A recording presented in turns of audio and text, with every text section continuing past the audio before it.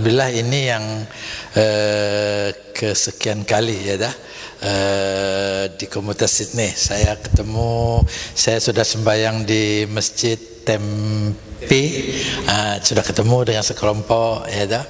Lalu saya ketemu dengan Pak Irfan dan Pak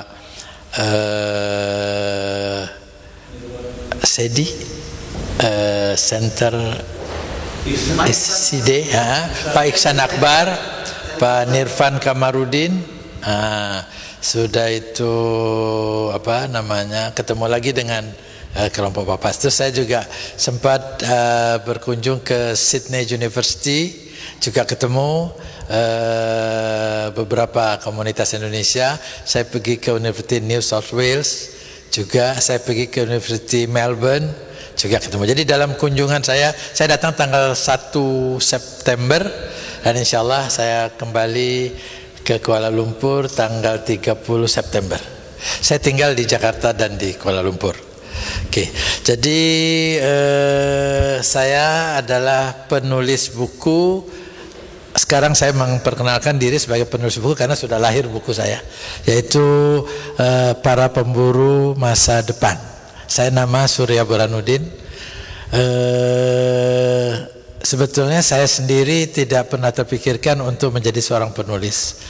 Saya adalah orang teknik. Saya orang teknik sipil. Saya bekerja di, mungkin kalau Bapak Ibu tahu, PT Pupuk Sriwijaya. Saya tahun 74 Kepala Sumatera Barat Riau, terus Kepala Sumatera Utara Aceh, Kepala Indonesia Timur, terus ke beberapa daerah. Saya sempat 83 perwakilan Pusri di Australia, di Sydney. Tahun 83 saya di Sydney, 84 saya di Perth. Setelah itu dapat tugas di beberapa negara, Singapura, Malaysia, Thailand, Korea, Jepang. Asia, sudah itu sempat di Inggris, Belgium, Belanda, di Eropa. Kemudian saya pernah tugas di Chicago, di Los Angeles, di Philadelphia, Amerika. Dan saya karena pemimpi, sudah 4 benua saya mewakili perusahaan. Alhamdulillah 2003 akhir saya ditugaskan di Maroko. Jadi alhamdulillah 5 benua.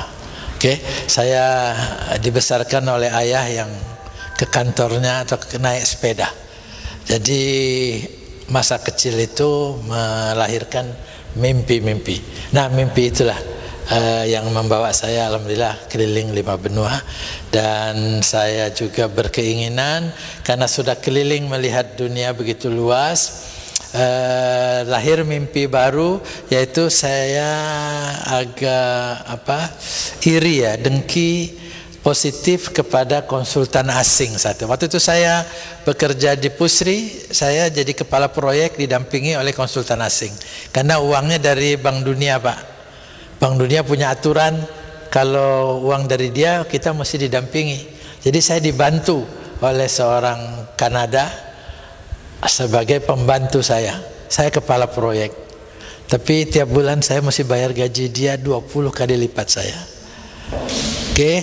Jadi sebagai manusia normal timbul dengki. Tapi saya coba cari dengki yang positif. Kenapa? Dan gajinya, Bu, dikirim ke rumahnya, Bu, ke bank dia di Kanada. Makan dia saya yang bayar tiap bulan. Jadi uangnya dia tidak kepake. Tapi ya itu kenapa kamu mau pinjam uang dari saya, kan gitu lah. Itu aturan. Jadi dari situ lahir, kenapa ini orang asing hebat. Itu saya dulu, hebat. Nah, saya ketemu kalimat yang saya ciptakan sendiri. Kenapa dia hebat? Karena dia tamatan luar negeri. Kan nggak mungkin orang asing tamatan dari Ciamis. Pasti nggak mungkin dari Sekayu, Pak.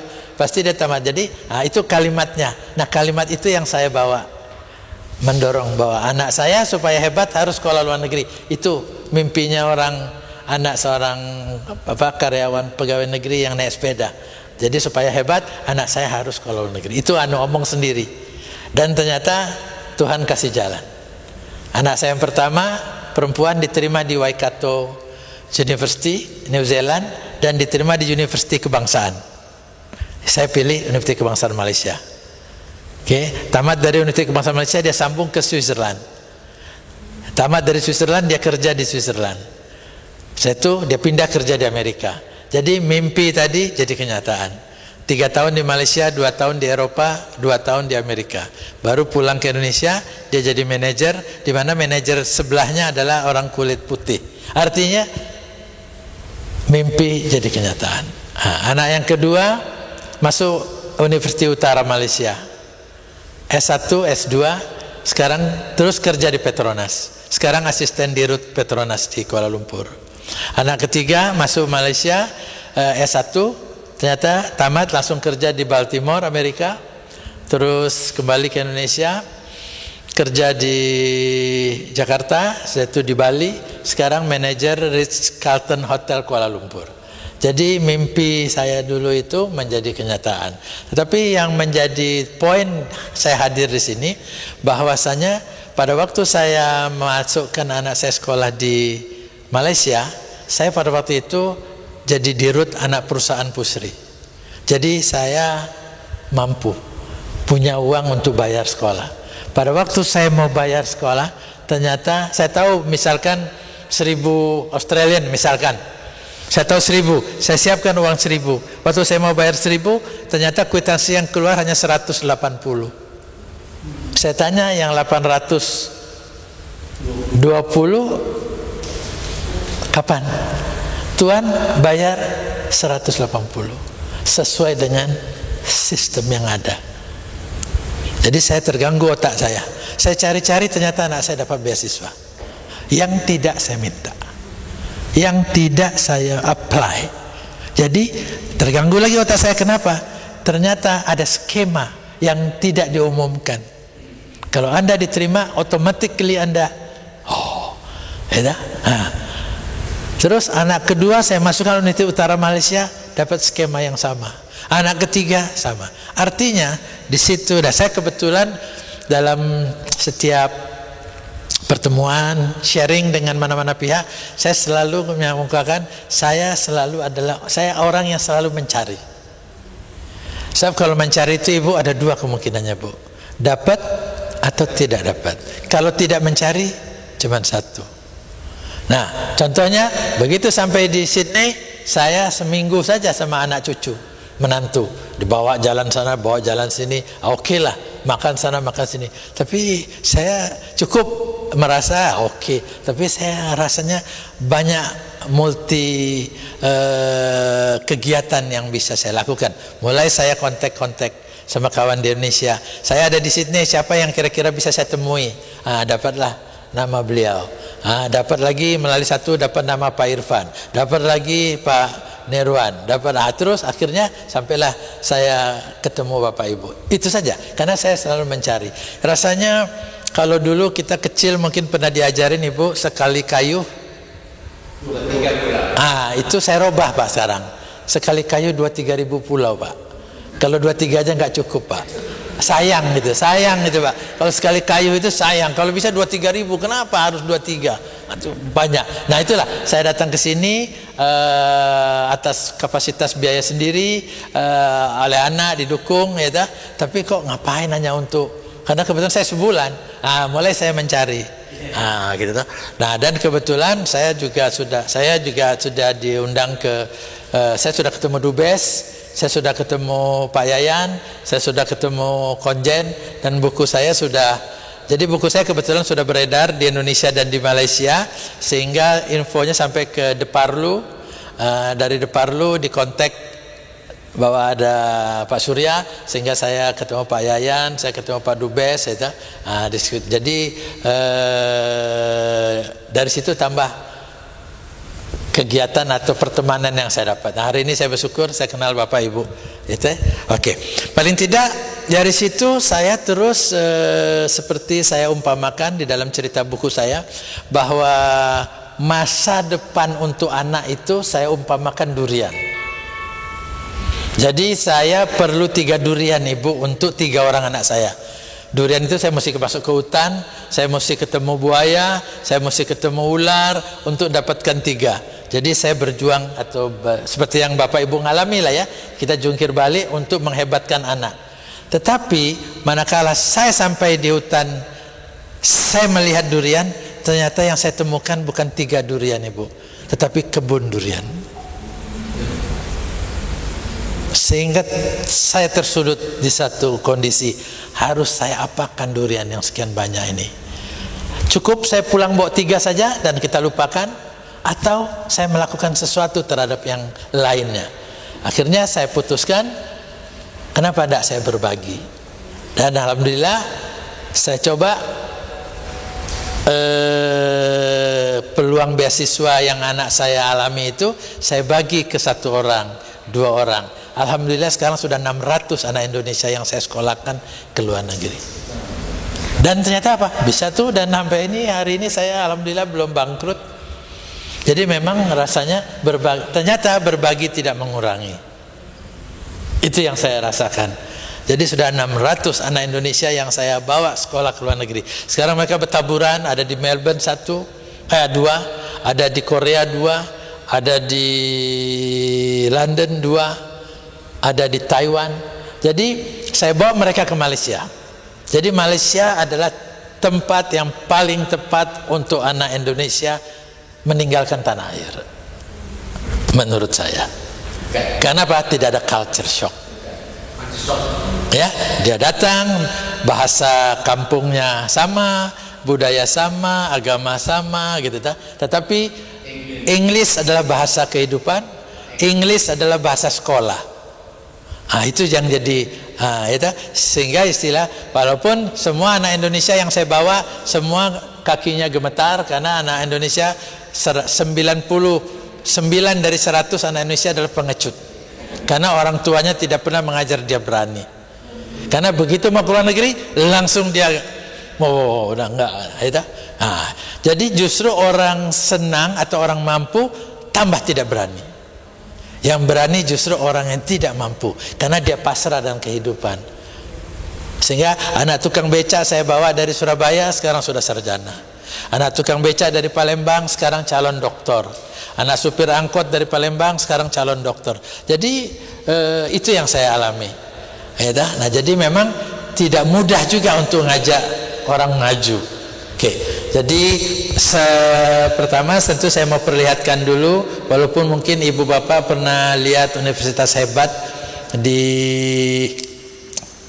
Sydney atau di negara-negara lain, tapi paling tidak saya mau perlihatkan seperti apa anak Indonesia yang saya bawa ke Malaysia, salah satunya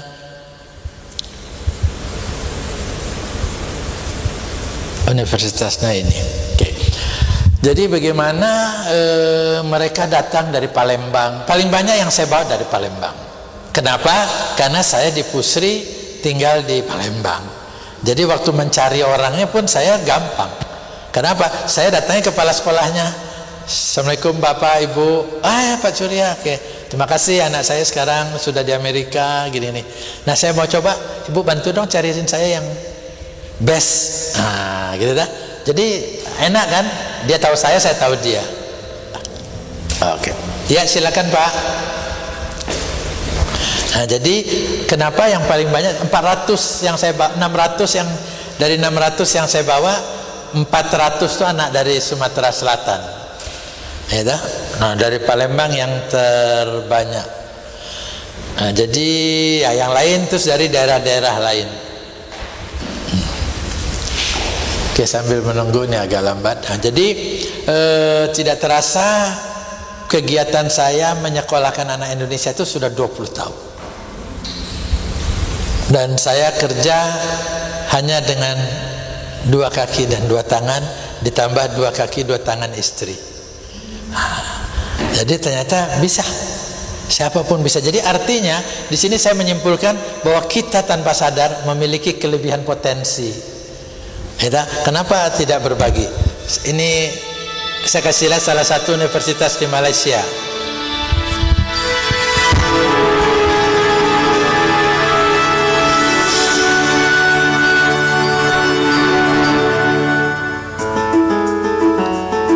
Universitas Utara Malaysia di tengah hutan, Pak.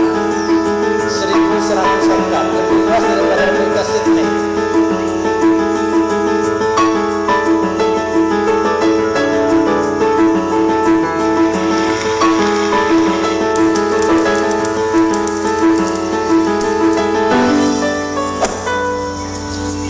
golf olahraga mahasiswa.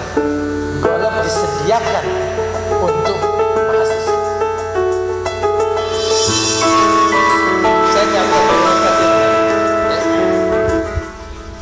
Saya nggak lihat Universitas Sydney ada golf. Saya tidak lihat Universitas Sydney ada olahraga berkuda. Ini semua disediakan. Jadi Malaysia sekarang sedang hebat-hebatnya.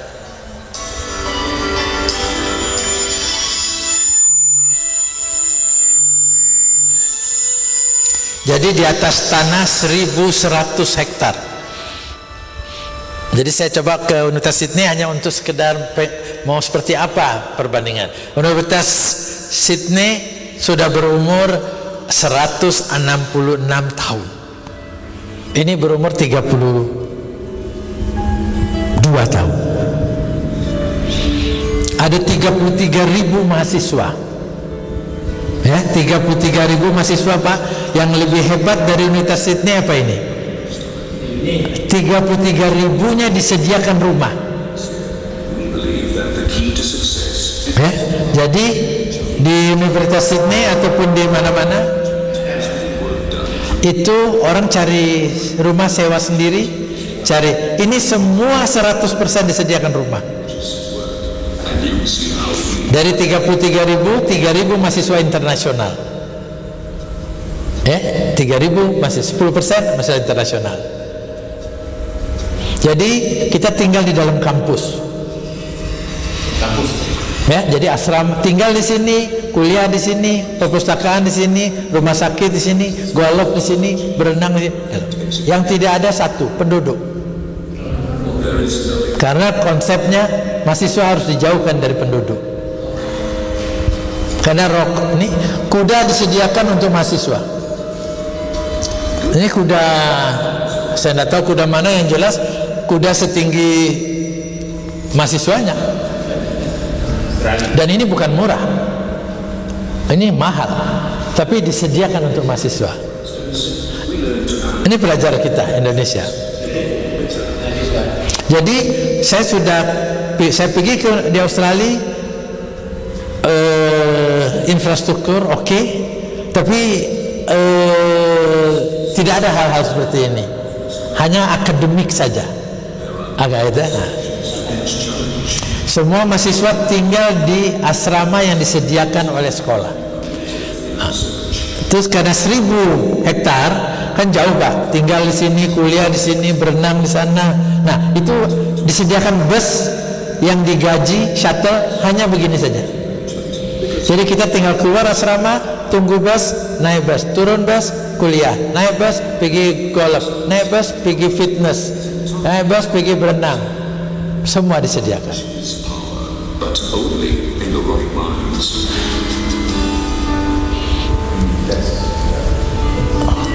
Nah, ini satu lagi fasilitas yang ini perpustakaannya terbesar se Asia Tenggara.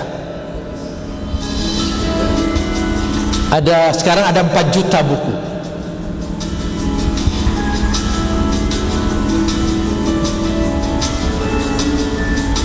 Even in research, we know that activity doesn't equate with efficiency. It is the thought, or rather, mahasiswa 3.000 itu dari 50 negara. Jadi buat anak Indonesia yang kuliah di sana, betul-betul dia berada di dunia, karena dia ketemu dengan mahasiswa dari berbagai negara. Dan di sana sekolah semua pakai dasi, pakai celana kain, tidak boleh jeans, baju kain, tidak boleh kaos. Jadi memang sudah dipersiapkan bahwa mereka sama kita, datang dari kampung juga. Mereka datang dari Perak, Perlis, Kelantan. Tapi sudah diperkenalkan, ini go-kart, Pak. Ini disediakan buat mahasiswa, Pak. Ini bukan murah membuat sirkuit ini. Ya, ini yang tidak ada di tempat lain.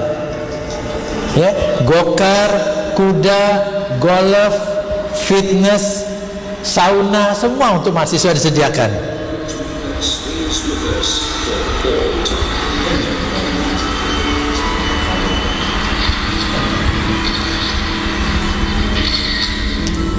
Jadi mahasiswa segala keperluannya tersedia, yang tidak ada penduduk. Jadi dari penduduk dia masuk rokok, dari penduduk masuk drug, jadi dijauhkan. Itu satu keistimewaan. Nah, saya beruntung menemukan ini. Anak saya sendiri tamat S2 dari sini, S1, S2. Sekarang dia asisten dari Vice President Petronas Group dan asisten dari Presiden Petronas Chemical. Dia baru berumur 32 tahun, sangat muda sekali. Tapi dia bisa hebatkan mahasiswanya dengan fasilitas infrastruktur yang hebat. But the journey towards it is equally as important. UAM looks forward. Jadi ini yang buat saya mengejutkan, tapi saya sempat menikmati fasilitas ini melalui anak saya, dan alhamdulillah 400 anak Indonesia saya sekolahkan di sini. Dari 600 itu 400 saya sekolahkan di sini. Dan satu hal lagi yang menarik, bahwa sama dengan di Australia, universitas dipimpin oleh chancellor, tetapi hari-hari dipimpin oleh vice chancellor. Vice chancellor itu rektor. Berbeda dengan di Indonesia, rektor adalah orang nomor 1. Di Malaysia rektor orang nomor 4, karena orang nomor 1 chancellor, dan chancellor adalah raja. Jadi yang membuat mereka hebat karena mereka dipimpin oleh raja. Jadi setiap negara bagian dia punya state, ada raja. Nah, itu macam Universitas Utara Malaysia ini dipimpin oleh Raja Kedah. Maka di daerah Kedah rajanya Raja Kedah. Maka dia dipimpin oleh Raja Kedah.